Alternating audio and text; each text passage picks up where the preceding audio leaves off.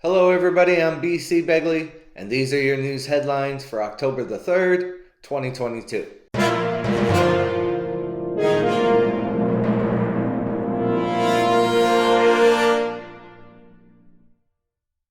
Hurricane Ian's death count tops 70 in Florida, with drowning as the leading cause of death. Most of the deaths in Hurricane Ian were from drowning, according to official accounts of the fatalities from a storm that has killed at least 70 people, according to authorities. Officially, 25 deaths have been tied to Hurricane Ian. This is according to reports from the medical examiner offices, but authorities are reporting far more deaths in hard-hit areas. Fatality numbers are likely to rise in the coming days, and rescue teams also haven't been able to reach all of the areas hit by Hurricane Ian, with an unknown number of people still missing from the storm. Brazil election goes to a runoff as Bolsonaro outperforms in the polls. Brazil's presidential election is headed for a runoff vote, electoral authorities on Sunday said, after President Bolsonaro's surprising strength in the first round spoiled rival Lula's hopes of winning outright. With a 99.7% of electronic votes counted, Lula was ahead with 48.4% of the votes versus 43.3% for Bolsonaro, the National Electoral Authority reported. As neither got a majority of support, the race will go to a second-round vote on October the 30th. Several opinion surveys had shown the leftist Lula, who was president from 2003 until 2010, leading the far-right Bolsonaro by a 10 to 15 percentage points ahead of Sunday's vote. The much tighter result dashed hopes of a quick resolution to a deeply polarized election in the world's fourth largest democracy. Supreme Court's approval sinks to historic lows 100 days after abortion decision. 100 days after the Supreme Court overruled Roe v. Wade and ended the constitutional right to an abortion, public approval of the court has dropped to historic lows as it prepares to open its new term on Monday. This is according to a Gallup poll released on Thursday that showed just 47% of Americans said they have at least a fair amount of trust in the judicial branch, representing a 20 percentage point drop from 2 years ago, including 7 points since last year. Mobile phone critic Pope Francis meets Apple's chief Tim Cook. Pope Francis, who has often said people should limit their use of cell phones and give preference to personal communication, granted a private audience on Monday to Apple's chief executive Tim Cook. Cook, head of the $2.4 trillion company whose iPhone has revolutionized personal communication, was on the Pope's daily audience list. As is customary, the Vatican did not disclose what was discussed during the private conversation. The 85-year-old Pope has mixed relationship with cell phones. Last year, he interrupted his general audience when an aide passed him a cell phone and took an urgent call from a senior Vatican official. Quote, "Free yourself from the addiction to mobile phones," he told young people back in 2019. Quote, "When you become a slave to your mobile phone, you lose your freedom." Russian nuclear military train is seen on the move and possible warning to the West that Putin is prepared to escalate his Ukrainian war. A huge freight train moving specialist military equipment associated with a nuclear arms-wielding division of Russia's defense ministry has been spotted on the move, prompting fears of an escalation in Putin's war. A series of BPM-97 armored personnel carriers and other military vehicles were seen traveling through central Russia in a clip posted on the Telegram messaging app by pro-Russian channel Raybar on Sunday. The APCs are thought to have been upgraded with more capable turrets, reinforced ambush and mine-proof armor, and an air purification system designed to allow its occupants to operate effectively in the face of sustained infantry attacks. More humanitarian aid as Ukraine gains ground in Annex land. Ukrainian troops claim to have gained ground in one of the 4 regions that Russian President Vladimir Putin is trying to annex. The despot already suffered an embarrassing battlefield defeat on Friday in the strategic city of Liman in Donetsk, despite Moscow's claims that the region is now officially part of Russia. On Monday, Ukrainian forces have continued offensives in Kherson, which the Kremlin also wants to claim as its own, with some reports suggesting that ground has been reclaimed.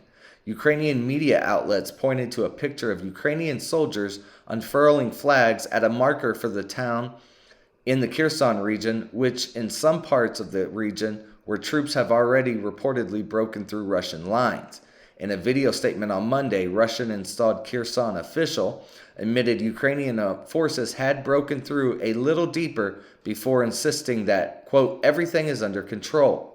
As Credit Suisse's credit default swaps spiked to near 2008 levels, rumors of Lehman-like collapse floated. Bank steps in to alleviate concerns. Talks of trouble brewing at Swiss investment bank Credit Suisse gained ground over the weekend, beginning to raise an specter of a Lehman-like collapse. Credit Suisse has seen its fundamentals deteriorate rapidly thanks to a combination of macroeconomic factors and company-specific malaise. The bank has been rocked by a string of scandals and mishaps that infected its financials, with the most notable being the situation that arose from the collapse of the U.S. hedge fund Archeologists Capital, founded by Bill Hwang in early 2021. In July, Credit Suisse said it reversed to a loss of 1.59 billion Swiss francs in the second quarter from a profit of 253 million Swiss francs a year ago.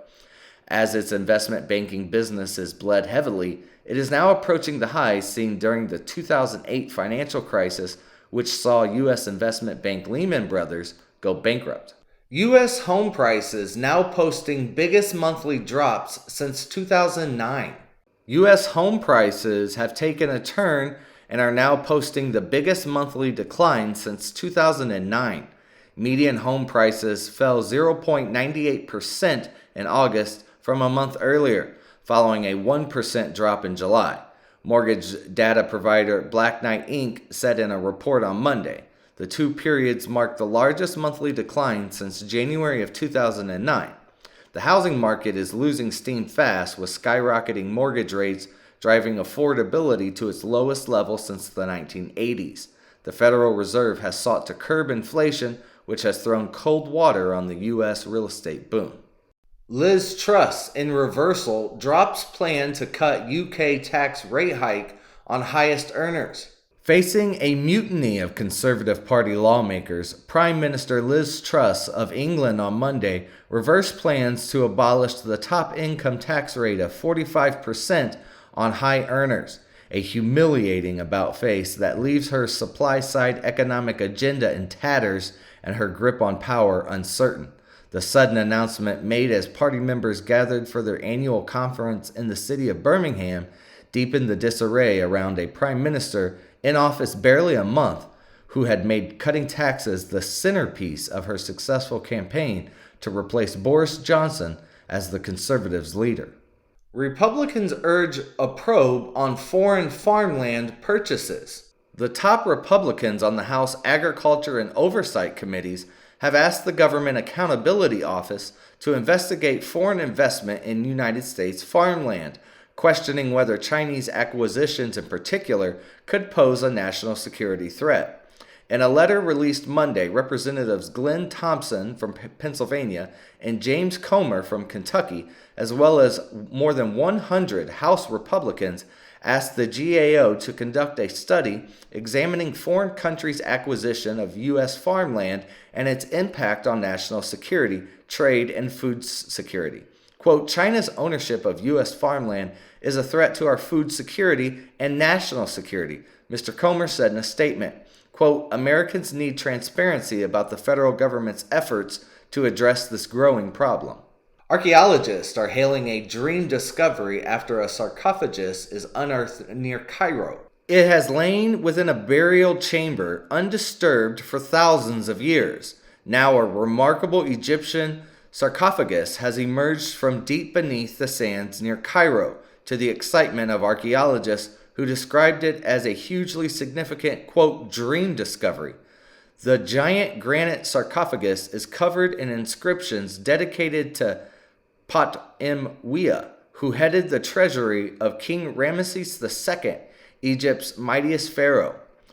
Ola el-Agzni, emeritus professor of the Faculty of Archaeology at Cairo University, discovered it in Saqqara, an ancient necropolis about 20 miles south of Cairo. Top Iranian official warns protest could destabilize their country. Iran's parliamentary speaker warned on Sunday that protest over the death of a young woman in police custody could destabilize the country and urged security forces to deal harshly with those he claimed endangered public order as the countrywide unrest entered its third week. Posts on social media showed there were scattered anti-government protests in Tehran and running clashes with security forces in other towns on Sunday, even as the government has moved to block, partly or entirely, internet connectivity in Iran. The parliament speaker told lawmakers that unlike the current protest, which he said aimed to topple the government, previous demonstrations by teachers and retirees over pay were aimed at reforms, according to the legislative body's website. Energy crisis Europe. Europeans are told to prepare for a long and cold winter ahead. Wrap up and keep warm. Consumers across Europe were given a bleak warning on Monday as the winter ahead will be long, cold, and uncomfortable given challenges to global energy supplies. They were told to lower their thermostats accordingly and make all necessary, quote, behavior adjustments as the region faces unprecedented risk to global natural gas delivery networks.